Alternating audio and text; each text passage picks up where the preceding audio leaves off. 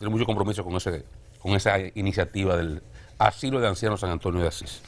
Miren, ayer estuvieron exponiendo los candidatos presidenciales en diferentes foros. Sí. El caso del presidente Luis Abinader estuvo en la Cámara Americana cerrando el ciclo de conferencias que ya tuvo en el mes de febrero al presidente Fernández, luego en mes pasado de marzo al alcalde Abel Martínez y en el día de ayer al actual presidente de la República en busca de la reelección, el licenciado Luis Abinader. Bueno, eso fue el caso de Lamchar. Leonel estuvo en un encuentro con los empresarios de Herrera, donde también parece que inicia un ciclo de conferencia con este grupo de empresarios que están agrupados bajo la sigla de Herrera. Ya no están en Herrera solamente, ya están a nivel nacional, pero continúan utilizando esa plataforma, Sí. desde donde se agrupan y procuran defender sus intereses, ¿verdad? Y en el caso del licenciado Abel Martínez, estuvo con Azonaores, que parece que también está entonces formando parte de estos esfuerzos de abrir espacios para que los candidatos presenten su visión sobre los sectores que le afectan. Entiendo, el doctor Fernández, por ejemplo, se centró básicamente en abordar el aspecto industrial, cuáles serían sus ofertas en caso de ser presidente de la República nuevamente. Planteó una reforma tributaria, planteó un enfoque de digitalización de la industria, una especie de fusión O planteó entre modelos. algo diferente a lo que planteó en la Asociación de Industria. Por ejemplo. En la Asociación de Industria prometió trabajar con la MIPYME para mayor creación de empleo. Bueno, pero usted dice diferente, serían cosas que se contraponen una contra la otra, ¿no? Sería, pienso que sus ofertas serán amplias y Bueno, sí. algunas cosas se reseñarán, otras no. Estoy tratando de centrarme en lo que está planteando ayer, en resumen, ¿verdad? Sobre la especie de fusión, me llamó la atención eso, planteó una fusión entre zona franca e industria nacional. Ahí tendría que explicar mucho más adelante tal vez qué es lo que va a hacer, si va a desmontar los impuestos a la industria nacional para ofrecerle un modelo tipo zona franca o le va a aumentar los impuestos a la zona franca, porque la diferencia entre el modelo de zona franca y el modelo de industria local es los impuestos, Sí. la estructura impositiva. De fundirlo sería crear un solo modelo. ¿Cuál sería? ¿Más impuestos o menos impuestos? Bueno, eso imagino que lo presentará. Abel Martínez también estuvo haciendo planteamientos ya en el área turística, hablando de oferta de infraestructura, de financiamiento, cosas que él apoyaría en el sector turístico, nuevos lugares de desarrollo, Polo, que si Samaná, que si Cabeza de Toro, que si el gobierno invertiría en ampliar el desarrollo de Miche, que por profundizar lo de Pedernales. Bueno, una propuesta ya enfocada a nivel del sector turístico. Y en el caso del presidente Luis Abinader, personalmente creo que fue interesante, y una de las más, digamos, lo más interesante para mí del día de ayer fue el enfoque que hace el presidente Abinader en el sentido de que si ganara las elecciones, su intención es llamar a un gran pacto nacional. Dijo incluso visitar a los liderazgos nacionales de todos los partidos políticos, él iría a visitarlos para proponerle formar parte de un gran pacto nacional y social para impulsar las reformas que el país necesita. Reforma constitucional, se comprometió a impulsar una reforma de la Constitución sin tocar el tema de la reelección. Se comprometió a impulsar también la reforma tributaria dentro de un pacto tributario. Incluso el doctor Fernández lo asumía también ayer y decía que eso es un mandato de ley, que eventualmente tenemos que trabajar con eso. Digamos que de alguna forma, yo decía ayer, y lo he estado manifestando en otras oportunidades y lo he escuchado mucho, que ya la situación que se presenta en el escenario electoral dominicano a 30 y tantos días, 37, 38 días de que se cuenten los votos, es saber qué tanto poder va a tener el PRM. Aquí parecería que las cosas están definidas. Entonces, lo que mucha gente se pregunta en la sociedad es qué va a hacer el PRM con tanto poder. ¿Qué va a hacer Luis Abinader con tanto poder?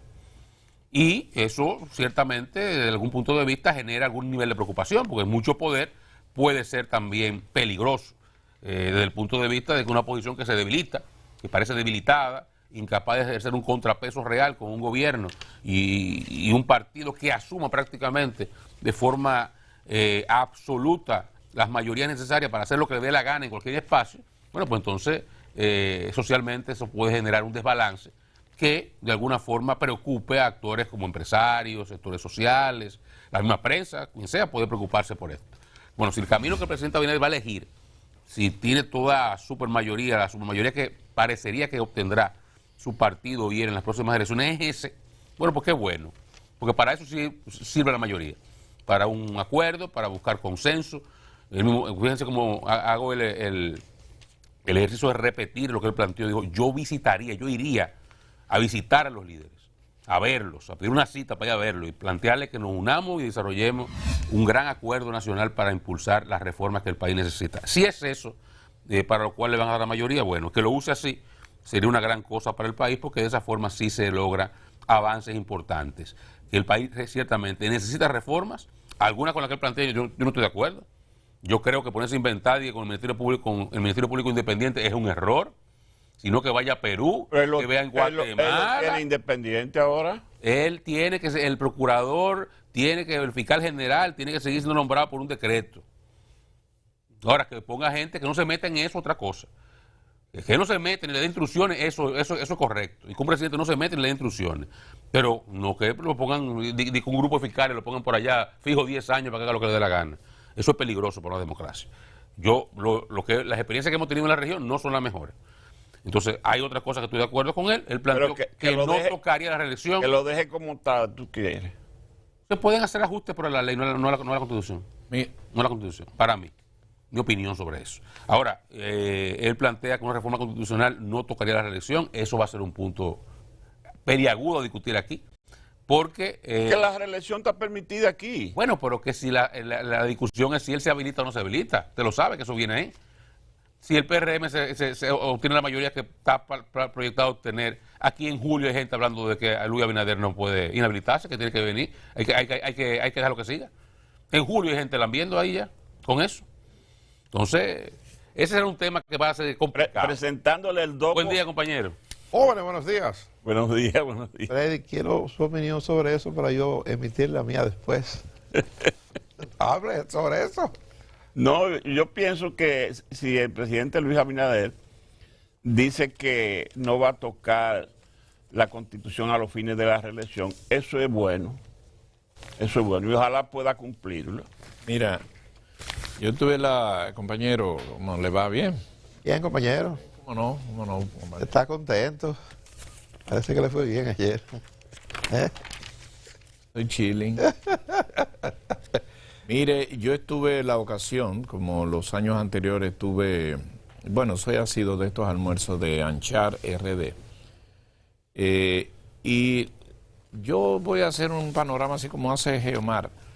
Cuando usted va a este evento, que he ido a los anteriores que están precedidos del ambiente electoral, usted se da cuenta que este juego está cantado y cómo va a pasar. Era un ambiente distendido, contrario a años previos cuando se da estos almuerzos, que hay un tema de tensión, de por aquí que va a decir que va para allá. El presidente Abinader fue y un poco ratificó mucho de lo que había dicho el 27 de febrero, con una estrategia que fue centrarse en los datos de interés del sector empresarial, del sector relacionado con la Cámara Americana de Comercio.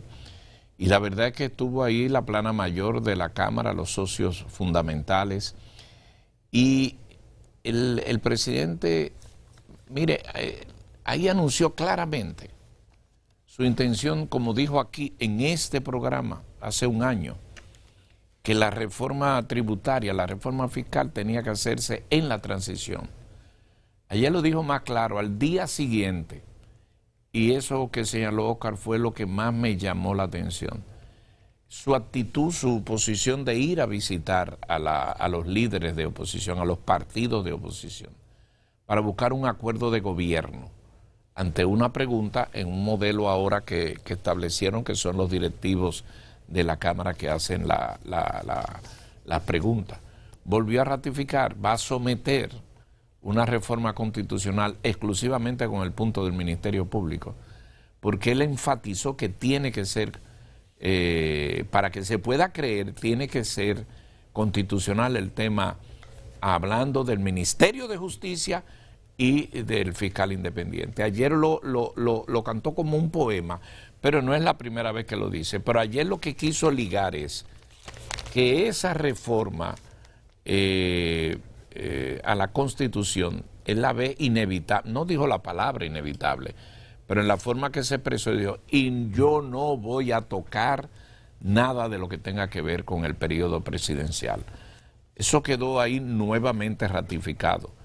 De ahí viene el que usted le crea, o de ahí viene de lo que hacen los allegados a él, que le dice, sin ti se hunde el país, tu obra se va a dañar. O sea, lo que siempre ha pasado.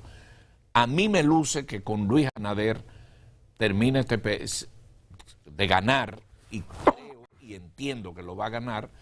No le veo las condiciones de someterse a cambiar la Constitución para que habilitarle un tercer periodo. Y de hecho, una pregunta directa sobre el tema de cómo manejar la corrupción, dijo que él es intolerante a la corrupción, él y su gobierno. Pero lo dijo ahí fue de las ocasiones que habló con propiedad, desde el punto de vista de poner énfasis y dejar muy claro cuál es su posición y cuál es su interés. Usó una serie de frases y concluir sobre el tema de los cambios, sobre el tema de su posicionamiento, que a mi modo de ver dejó muy complacido el auditorio, y la verdad que fue un auditorio que se presentó, yo digo, sin ser irreverente. Estuvo ahí muy contento, muy risueño con las dos Raquel, una a la derecha y otra a la izquierda. Hablamos de Raquel Peña, hablamos de Raquel Arbaje, y el poder de su equipo de trabajo. Me agradó ver a Ramón Alburquerque, ¿no? Ustedes saben que la Cámara le concede una serie de mesas, obvio hay que pagarlas, pero para el candidato, para que lleve sus invitados. Y había una parte de los ministros, no estaban todos, pero evidentemente que parecería, lo que hemos hablado aquí, que ahí fue un reflejo de lo que va a ser las elecciones. Casa llena, totalmente casa llena, los empresarios estuvieron ahí muy atentos, pero sin mayores sorpresas, porque la verdad es que el presidente, yo hice un paralelismo del discurso del 27 y él ratificó muchos números y se concentró en el tema de la economía, unos indicadores que se los puso en pantalla comparado de lo que es el país y del cambio que ha dado. Volvió a insistir, pero de manera muy vehemente y con más explicaciones, sobre el tema del aspecto vial, el tren metropolitano y el tren que va del 9 a Jaina.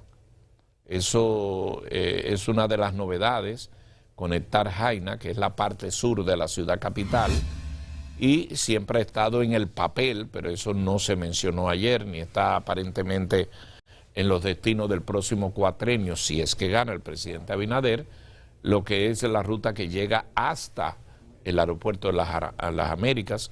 Ustedes saben que la extensión del tren va por ahí, pero habló del tema de la movilidad en función de esos elementos interesantes.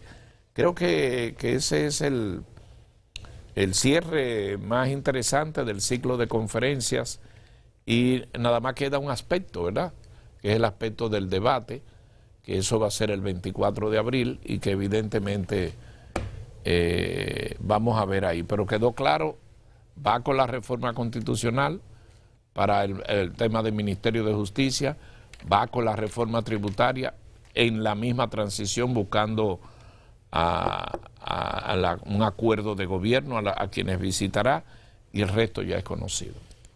Mire, creo que el presidente hizo ayer un planteamiento muy serio y le está diciendo al país, en materia de reforma, lo que él procura de ganar la presidencia de la República.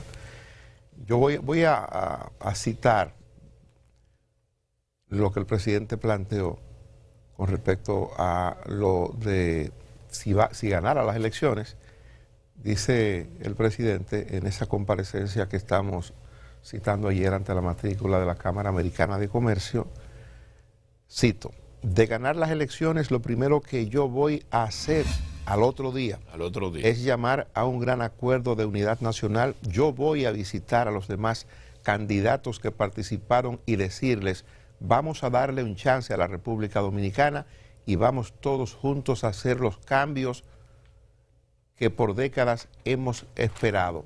Ese planteamiento hizo el presidente. Después dijo, yo solamente quiero una reforma para el Ministerio Público y también para ponerle lo que llaman un candado a la Constitución. Este presidente que está aquí jamás va a cambiar la Constitución para expandir y extender los términos de las elecciones. Nunca lo hará. Nosotros solamente lo haremos para esos aspectos que lo que van a hacer es fortalecer la institucionalidad.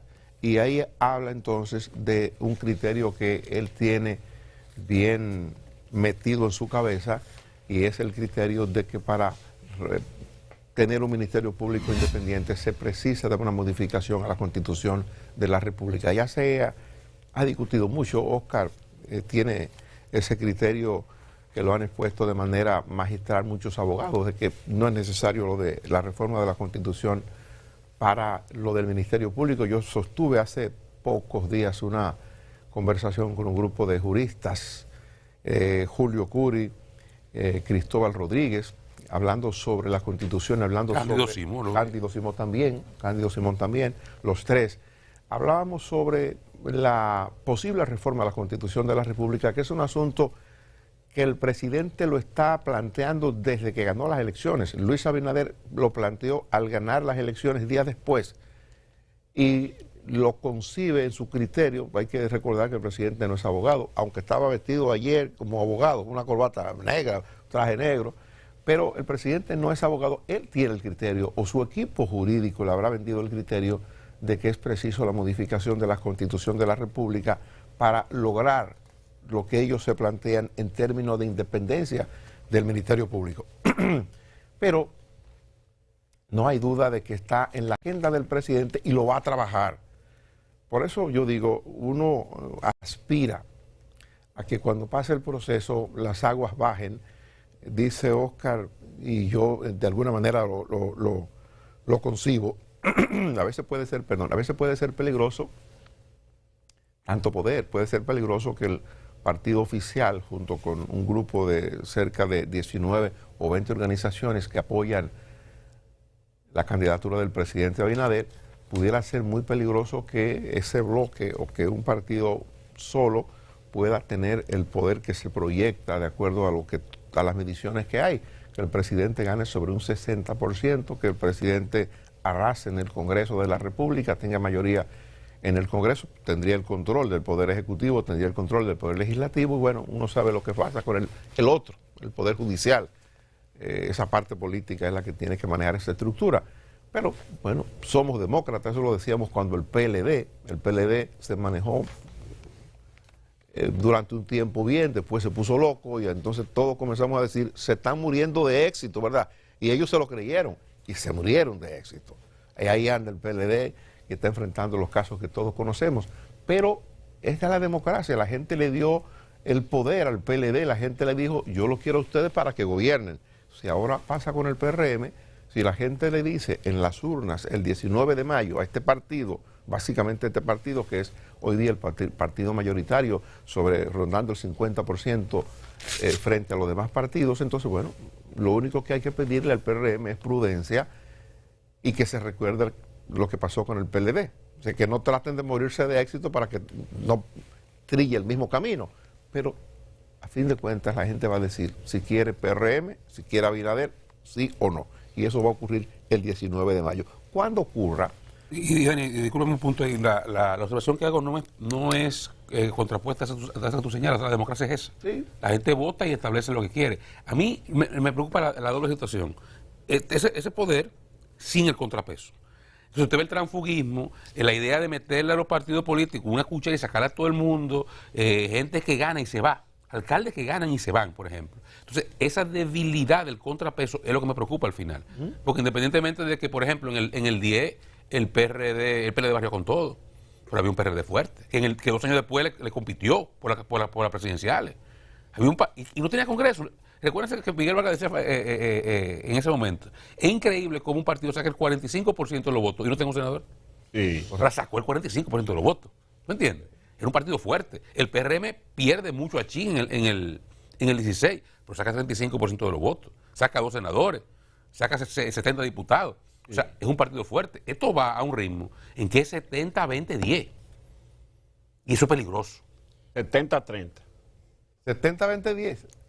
Me decía Hipólito Mejía, yo lo contaba un poco en broma ayer cuando hablaba de esto en un almuerzo que participamos ahora a principios de semana, que los números de él, y me lo decía no para que yo lo publique, ¿verdad? O lo publicite, sino en una mesa hablando de política y de encuestas que él estaba manejando. Eso, 70-20-10. Pero no es porque pero no es porque está dando espontáneamente, es que el PRM está trabajando para eso. Y está nutriéndose de la oposición y sacando dirigentes y juramentándoselo a candidatos. O sea, que un candidato de la Fuerza del Pueblo de Samaná renuncie. Candidato. Y pasa el otro día a apoyar al partido de gobierno. Señores, eso es preocupante para la democracia. Pues mira, El de Pedro Brán. El alcalde Pedro Bravo, sin vergüenza. Pues mira dónde voy, porque yo hago referencia a lo que debe ocurrir el 19 de mayo, a lo que ocurre el 19 de mayo y a cómo debe comportarse el sistema político del país. Si las cosas se dan tranquilas, si la oposición entiende que ha perdido en buena lid, si la oposición entiende que lo que está haciendo, yendo a la OEA o yendo a la Junta Central Electoral, expresar preocupaciones, muchas de ellas sin mayores pruebas, otras que son reales, pero usted dice, bueno, ¿qué hago para demostrar que a fulano lo compraron? ¿Cómo lo demuestro? Se fue, ganó, un candidato a alcalde ganó y se fue. Ganado, en otro partido se fue. Eso es extraño. Nadie puede dejar de ver eso como un elemento extraño porque no pasa mucho ese tipo de cosas, ¿verdad?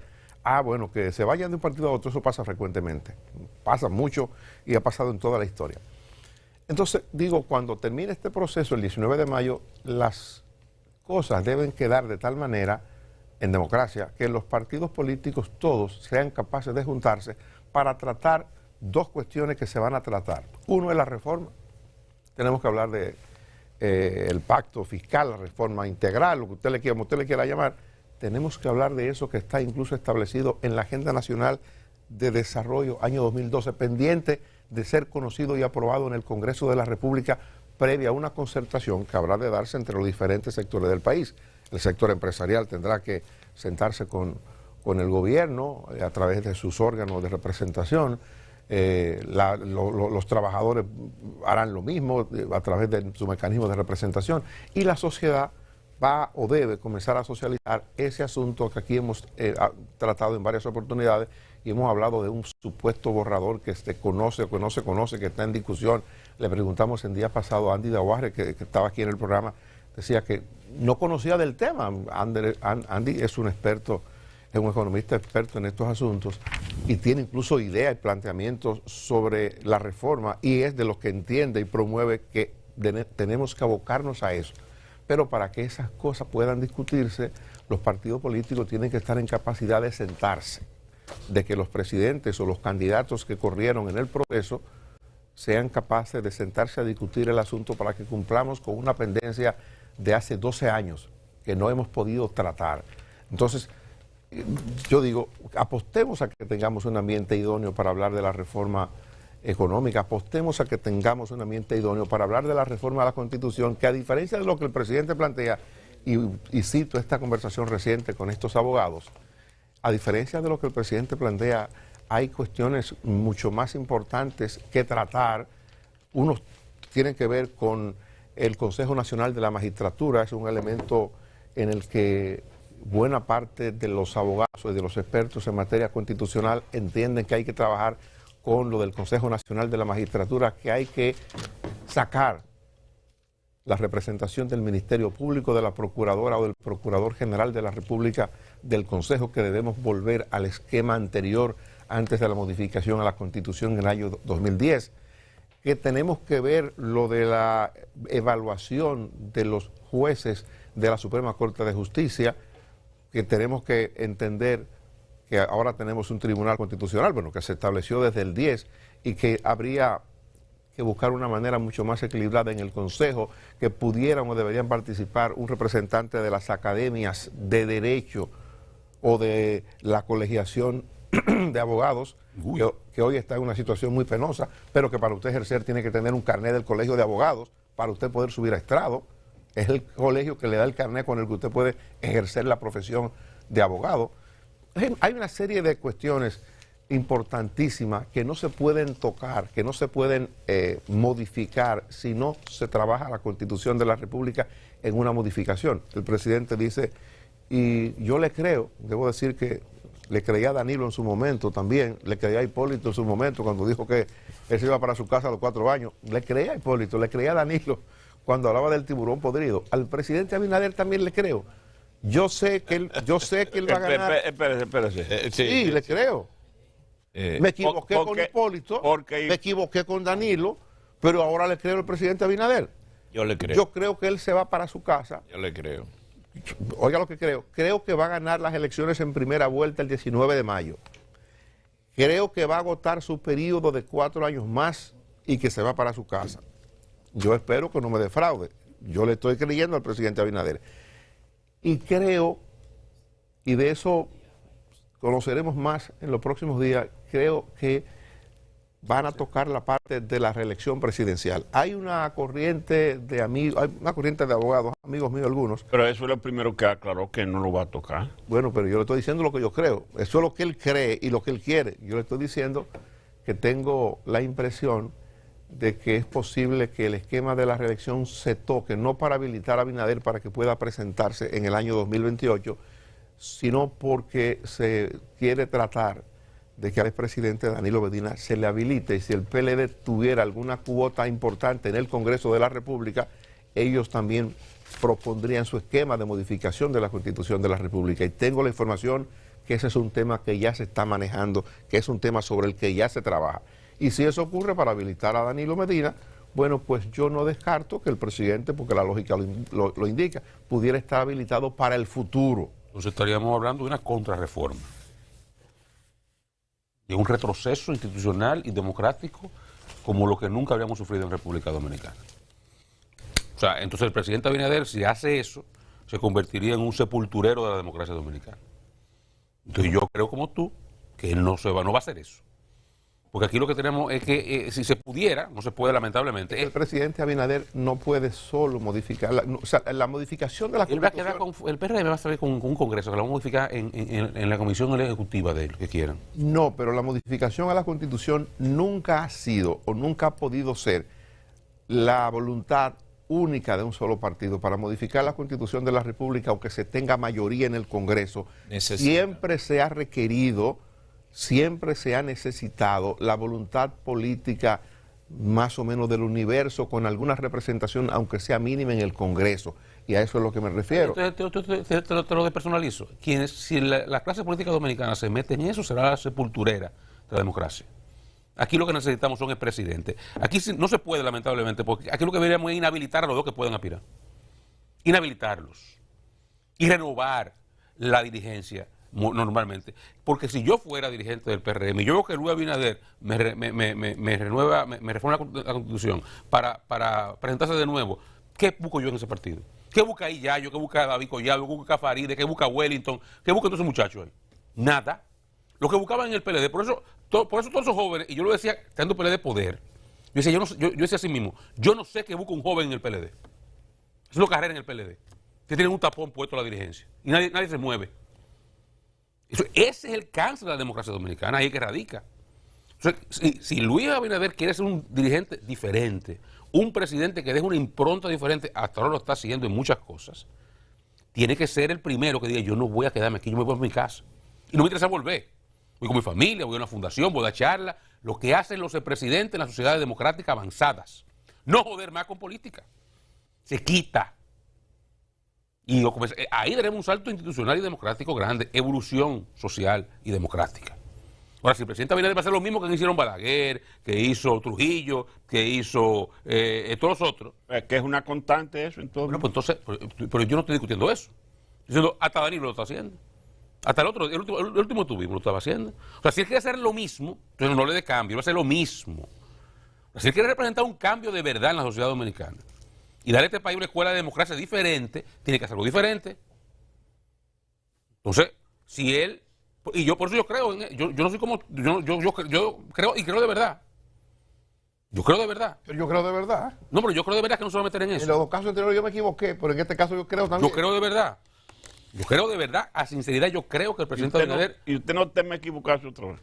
No, y lo digo en serio. Yo creo que lo en digo en serio. serio porque la experiencia que el país vivió con Danilo Medina en el intento de ir por un tercer periodo, o sea, la experiencia que la República Dominicana tuvo, la experiencia que tenemos, lo que eso genera, incluso frente a los Estados Unidos, eso que ocurrió, esa famosa llamada del Departamento de Estado de Mike Pompeo, que pudo ser en los términos que la gente ha inferido. La verdad es que había, en términos reales, una dificultad seria para conseguir los votos. Hacían falta 7 votos todavía y se estaba discutiendo con el PRM, que el PRM estaba de acuerdo. Óigame bien, el PRM estaba en ese momento de acuerdo con la modificación de la Constitución de la República, pero para que Danilo pudiera ser candidato 4 años más adelante. Todo eso estuvo en la discusión. Pero José Ramón Peralta y Gustavo Montalvo, que estaban jugando un papel protagónico en ese momento, en contacto con el presidente del Senado de la República de entonces, querían que fuera habilitarlo para allá. Bueno, no se pudo, eso se produjo la famosa llamada y eso no pasó. Pero, de verdad que yo creo que el presidente de la República entiende y sabe la dificultad que pudiera tener en el caso de que quisiera ser candidato más allá del año 2028, incluso frente a esos compañeros que dice Oscar. Ahí está ese grupo de jóvenes, Carolina, que tú no mencionaste, Carolina, que está en la línea. Gracias por recordarlo. Está ahí en primera línea junto No con debo ese olvidarla, grupo. porque ella está, y está en la primera línea. En la primera línea. Es así. Mismo es. Está dentro de los primeros 3 Así es. que tienen posibilidades de ser candidato a la presidencia por el PRM. Entonces, digo yo, le creo al presidente en el sentido de que él quisiera irse. La gente no sabe, bueno, Lucín lo puede, quizá estaba ahí en una oportunidad de una conversación del presidente con un grupo de periodistas, yo estuve ahí, cuando él decía que estaba haciendo una investigación antes de decidir presentarse como candidato para estas elecciones de mayo ahora, que él había encargado un estudio para establecer qué pensaba la gente sobre si él debería presentarse de nuevo como candidato ahora en las elecciones del 24 o no se presentaba. Y que los resultados eran que una parte de la población entendía que él era un hombre de palabra, que era un hombre honesto, que era un gran demócrata a partir de la decisión de no presentarse. Pero la otra parte decía en el estudio no entender cómo él, con tanta posibilidad de repetir como presidente, no profundizaba en los cambios que había iniciado en el país. Cuando una gente está como preocupado por ese tipo de cosas, yo digo, no me da que él quiera pasarse del 28. Y quiera Dios que nadie se lo meta en la cabeza. Y yo, como muy brevemente, cuando yo tengo esta conversación, porque la he tenido en lugares, en grupos privados, y yo digo, yo lo creo, y muchos dicen, por la experiencia. Yo digo, a diferencia, y me disculpen, porque hay una diferencia, todos tienen familia, pero Luis tiene familia. No se me dio a entender. O sea, usted lo conoce mejor que yo, incluso han viajado con él. Es un hombre que viajaba todos los años con su familia, sus hijas, su mujer. Tiene un arraigo diferente. Y como cosas que hace, además de la política. Hay gente que vive para la política nada más. En el caso de Luis, no. Entonces yo al final hasta puesto hasta eso. Hasta que, espera, ¿para dónde tú vas? Si se pone loco, ¿verdad? Porque lo van a poner loco. O sea, aquí hay gente, porque el lambonismo es parte del ADN dominicano. Aquí en mayo 20 hay un grupo de lambones diciéndole al presidente Abinader que sin él este país se hunde, que le ocupa su casa, que él ha transformado este país completo y que él tiene que completar su obra, que eso es Dios y tú. Entonces le van a llenar la cabeza de disparate y hay que apostar la sensatez de él y a esa estructura familiar que le ayude a poner los pies en la tierra. Concluyo, don Luis, que tú te sabes cuánto mejor que yo. Jacobo Masluta, y Luis estaba trabajando en esa época, y el viejo mío también, en esa época con Jacobo en el 80 y pico. Le decía a Tony Raful, yo te quiero al lado de mí cuando yo gane, pero solamente para que tú me recuerdes todos los días que yo soy un hombre, que yo estoy bueno, voy a la tierra. Y Tony lo cuenta eso. Yo lo que quiero que tú estés al lado de mí para que tú me ayudes a poner los pies en la tierra todos los días, porque se ponen locos. Y solamente cuando salen de ahí se dan cuenta los errores que cometieron. Cierto, Jacobo Magluta, un gran hombre. Pero mira, ustedes saben que algún día, a propósito de lo que usted señala, compañero Dani, podrá documentarse o podrá verse una arista, inclusive su intención real, que nadie la creía, de cómo realmente pensó Luis Abinader ir a este segundo periodo, porque hubo momentos en que él estaba quitado de eso. Y un día se pondrán a conocer algunas acciones que en ese tenor se movilizaron. Eso es difícil como de creer, porque es como dice don Freddy. ¿Usted cree eso? Miren, ayer... Y don Freddy tiene experiencia de meter la mano en candela, por ejemplo. Sí. A Freddy se le ha quemado la mano más de una vez.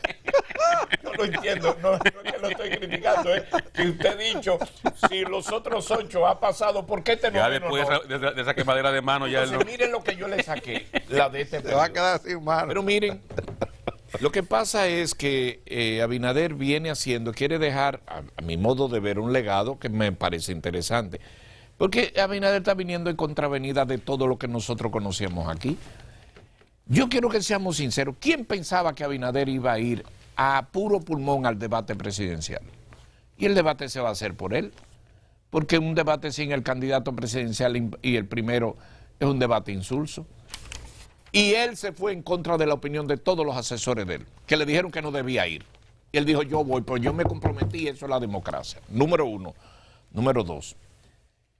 A todos los candidatos presidenciales, en este periodo sobre todo le dicen, no toque ese tema, el tema de la reforma. Pero Abinader volvió a reiterar ayer que al día siguiente de si él gana, no el 17 de agosto, sino en mayo, que él va a hacer la reforma. Hoy, ¿quién se pone a hablar? Pero mira cómo lo habilitó ayer. Yo voy a visitar la oposición. No es que lo voy a convocar, porque esa es la madre de las batallas que él tiene de frente. Una cosa es el PRM como está ahora y con el aura de que tenía una pandemia y la solucionó. Que se le presentó una guerra y puso un frente y tiene números como los presentó ayer. Ayer él sacó muy orgulloso los 10 millones. Ayer él sacó muy orgulloso los índices.